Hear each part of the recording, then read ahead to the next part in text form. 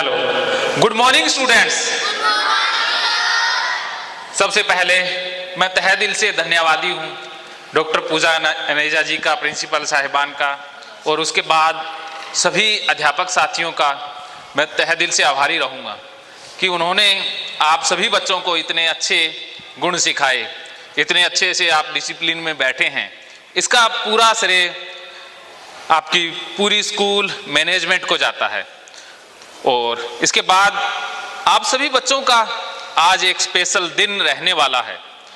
अभी आपने थोड़ी देर पहले जादू का शो देखा, ये आपके लिए बहुत अच्छा शो रहा, आपका बहुत मनोरंजन भी हुआ और मुझे जहाँ तक उम्मीद है कि आपने बहुत कुछ सीखा भी है, क्योंकि जो जादूगर भाई साहब आए थे वो काफ़ी साइंटिफिक रूप से चीज़ों को एक्सप्लेन कर रहे थे।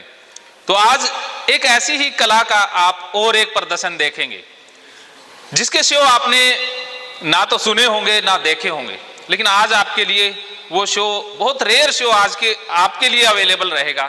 वो एक शो रहेगा हिप्नोटिज्म का, सम्मोहन का, कि उसके माध्यम से आपकी मेमोरी को फास्ट करूंगा, आपकी जो भी समस्याएं हैं उनको मैं यहीं कुछ ही सेकंडों के अंदर उनको ठीक कर दूंगा।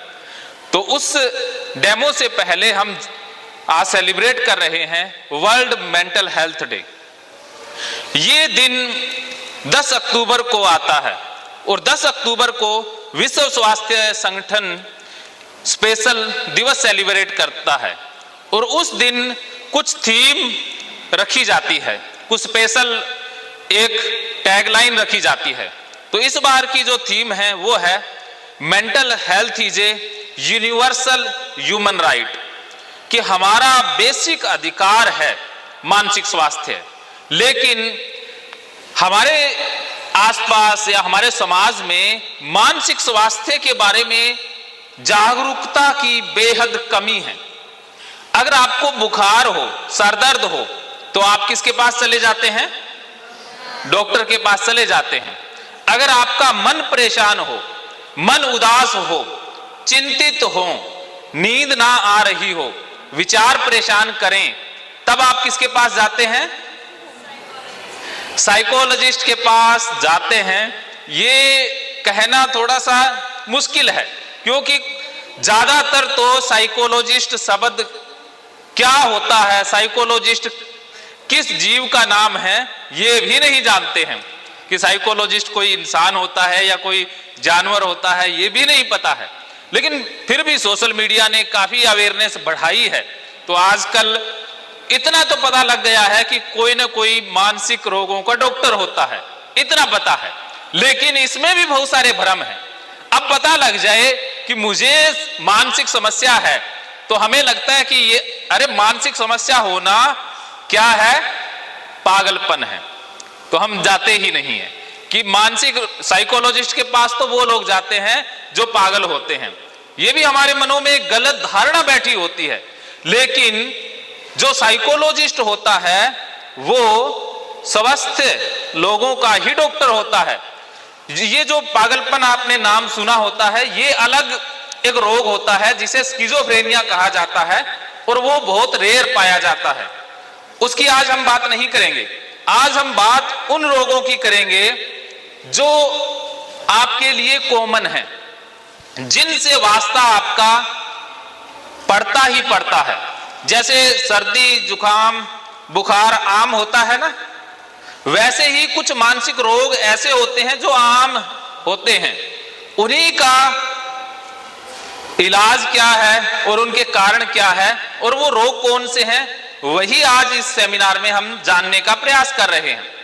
तो इसी फेरियत में सबसे पहले हम जानेंगे डिप्रेशन को। मैंने काफी मानसिक रोगों पर काम किया है, उसमें एंजाइटी डिसऑर्डर और फोबिया अभी तक मुख्य था। लेकिन मैंने ये देखा कि डिप्रेशन आज बहुत ज्यादा बढ़ रहा है। डिप्रेशन के मरीज दिन प्रतिदिन ज्यादा बढ़ते जा रहे हैं और एक सर्वे के मुताबिक भारत के अंदर करोड़ों लोग डिप्रेशन से पीड़ित हैं। आप में से, आपके घर में से, पड़ोस में से कोई भी इंसान डिप्रेशन से पीड़ित हो सकता है। लेकिन हमें पता तब चलता है जब कोई अनहोनी घटना घट जाती है। जब कोई इंसान सुसाइड कर जाता है तब हमें लगता है कि अरे ये बीमार था, इसका इलाज हो सकता था, लेकिन वो बीमार काफी समय से था, लेकिन उसके ऊपर हमारा ध्यान कभी जाता ही नहीं है। जब भी कोई इंसान सुसाइड करता है या बच्चा सुसाइड करता है तो मुझे अपने मनोवैज्ञानिक होने पर घृणा सी हो जाती है कि मैं मनोवैज्ञानिक होते हुए भी किसी का जीवन नहीं बचा सकता, तो फिर मनोवैज्ञानिक होने का अधिकार नहीं है। इसीलिए मैंने सोचा कि कुछ अवेयरनेस के प्रोग्राम किए जाएं, बच्चों को इसके बारे में जानकारी दी जाए ताकि आप समय रहते डिप्रेशन को पहचान पाएं। तो पहचानना कैसे है, क्या है डिप्रेशन के लक्षण, वो अब आप जानोगे।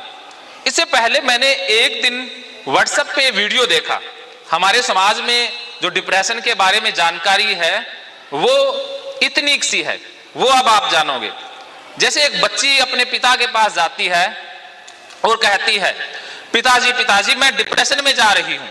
तब पिताजी कहते हैं कि कहीं जाने की जरूरत नहीं है, आराम से पढ़ो और अपना काम करो। फिर वो बच्ची अपनी माँ के पास जाती है, माँ के पास जाकर के कहती है, माँ मैं डिप्रेशन में जा रही हूं। तब उसकी माँ कहती है कि बेटा शाम होने से पहले लौट आना, चले जाओ लेकिन शाम होने से पहले लौट आना। अब बच्ची क्या करे, बच्ची दादी के पास जाती है और दादी को जाकर के कहती है, दादी दादी मैं डिप्रेशन में जा रही हूं। तो दादी कहती है कि कहीं पर जाने से पहले बड़ों का आशीर्वाद ले लेना जरूरी है, तो आशीर्वाद लेकर के जाओ। तो ये तो हमारे समाज में जागरूकता है डिप्रेशन के बारे में कि कोई समझता ही नहीं है, या समझते हैं तो ये समझते हैं कि भाई इसके ऊपर कोई ओपरी फटकार आ गई है, कोई माता का दोष हो गया है, कोई बाबे का दोष हो गया है, कोई देवता नाराज हो गया है, तो चल पड़ते हैं बाबाओं के पास इलाज के लिए। तो बाबाओं के डेरे में या जो भी जितने भी बाबा हैं उनके डेरे में उन्हीं की भीड़ देखी जाती है जो मानसिक रूप से परेशान होते हैं। स्वस्थ व्यक्ति वहां पर कभी जाता नहीं है, तो वो भीड़ मानसिक रोगियों की ही होती है। लेकिन आपने उस भीड़ का हिस्सा नहीं बनना है, मानसिक स्वास्थ्य के बारे में जानना है। और ये जो भी मानसिक समस्याएं हैं वो पढ़े लिखे और समझवान और विचारशील और बुद्धिजीवी इंसानों को ज्यादा होती है। हमें लगता है ना कि मुझे मानसिक समस्या हुई है तो इसमें मेरी गलती है या मैं कमजोर हूं। कमजोर लोगों को मानसिक रोग नहीं हुआ करते, जो ज्यादा स्ट्रोंग है, ज्यादा पावरफुल हैं, उन्हीं को ज्यादा मानसिक समस्याएं आती हैं। इसके पीछे आप इतिहास में एक नजर डालें तो इतिहास गवाह है इस बात का। आज से 5000 साल पहले अर्जुन भी महाभारत के युद्ध में एंजाइटी, पैनिक अटैक और डिप्रेशन का शिकार हो गया था। महात्मा बुद्ध 2500 पहले डिप्रेशन में चले गए थे। उसके बाद आज के आधुनिक जीवन की बात करें तो डिप्रेशन आम है। जितनी भी फिल्मी हस्तियां हैं उनमें ज्यादातर को डिप्रेशन हुआ होता है, चाहे वो अमिताभ बच्चन भी क्यों ना हो। क्रिकेट के सितारे हैं विराट कोहली या अन्य क्रिकेट खिलाड़ी, उनको भी डिप्रेशन हुआ है। इसके अलावा राजनेता या डॉक्टर इससे नहीं बच पाते हैं। तो बचना कैसे है वो मैं पहले बता रहा हूं कि बचने के लिए एक मंत्र भी आपको देके जाऊंगा, उससे आप बच पाएंगे। क्योंकि डिप्रेशन मुझे भी हुआ है, मैंने भी लक्षणों को महसूस किया है। जितने भी रोगों के मैं नाम आगे गिनाऊंगा उनको मैंने एक्सपीरियंस किया है। किताबों में तो पढ़ा ही पढ़ा है, उसके साथ साथ मैंने अपने जीवन में भी उन रोगों को एक्सपीरियंस किया है। मुझे ये आभास था कि कोई भी रोग कैसे पैदा होता है, अगर उसको अपने अंदर हम ना देख लेंगे तब तक उसकी जानकारी पूरी नहीं हो सकती है। तो फिर मैं ज्यादा गहरे से कनेक्ट कर पाया जब इन रोगों से आमना सामना हुआ। तो अब लक्षण कुछ डिप्रेशन के जान लेते हैं। महकेंगे फिर से खुशियों के रंग भगवत गीता थेरेपी कोर्स के संग। इतिहास का पहला ऐप जो गीता के माध्यम से ओसीडी डिप्रेशन का इलाज आसान बनाएगा। ओसीडी डिप्रेशन का इलाज हुआ और भी आसान, और वो भी बिना दवाई, घर बैठे। किसी को बीमारी की चिंता है तो किसी को चिंता की बीमारी है। भगवत गीता ने लाखों करोड़ों का जीवन बदला है और आपका भी बदलेगा। गीता थेरेपी कोर्स में आपको मिलेगा सभी 11 प्रकार की ओसीडी का संपूर्ण इलाज, जैसे गंदगी का वहम, बार बार हाथ धोना, बार बार सफाई करना, बार बार लॉक दरवाजा चेक करना व अन्य सामान की चेकिंग बार बार करना, एक ही विचार बार बार आना, नुकसान व मरने मारने का विचार आना, HIV, rabies, cancer, heart attack का विचार आना, IBS और नींद न आने की समस्या का हल गीता कोर्स में मिलेगा। आत्महत्या वाले विचारों से मुक्ति भी गीता थेरेपी कोर्स से मिलेगी।